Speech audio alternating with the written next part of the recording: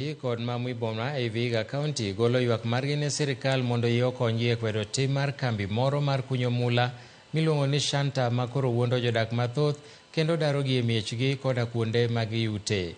Jodak go wacho ni kambi no mar Shanta Golo Kenya Limited obiro gi chenro mar kunyo mula motisi ni open pit mining madaro nyaka kanise maromo 200, gino makoro gikwede okang' mamalo ka giwacho ni biro kelo lal maduong' ne jodak makono ma bende biro ketho alwora margi.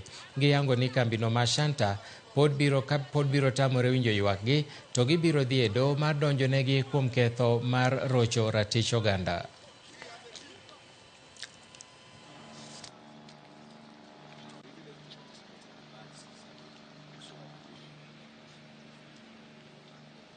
Santa Gold osebede iwa kanyo koringo e yo mar mudho kabisa ma wan kaka jodongo tamo wang'eyo nikech nyithindo matindo ema hinyo tiyo goldi to nyithindo matindo gi kori riembo moko idhi mako itero kuond mitere.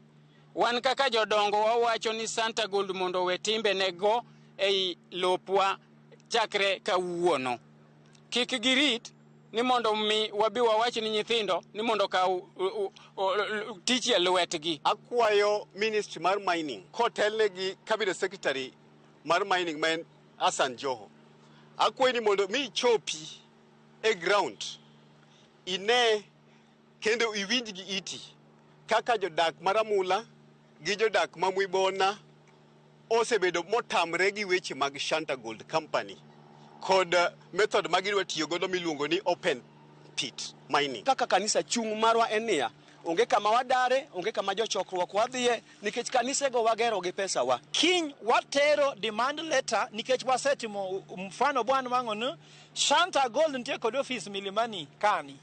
Kiny watero demand letter no kod jogi duto mondo wanyis Shanta ni wang'e kuma gintie, wamigi demand letter ma kotieko odiechienge 7 kapok giduoko penjo mwapenjo go duto.